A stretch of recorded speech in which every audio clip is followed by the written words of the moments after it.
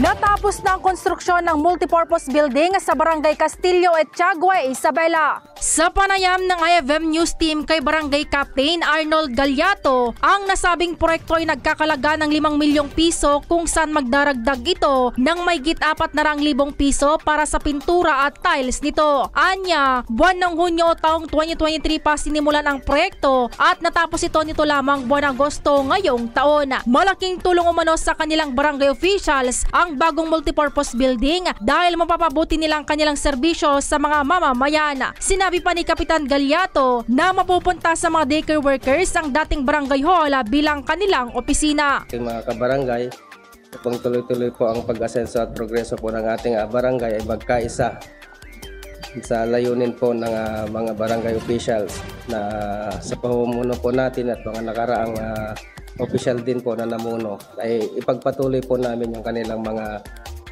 sinimula ang project po. Upang sa ganun po ay tuloy-tuloy po ang pagkakaisa at magandang hangarin po ng ating barangay. Ito ang mensahe ni Kapitan Galyato sa kanyang nasasakupan. Para sa IFM News, ako si Idol Casey Fernando. Idol!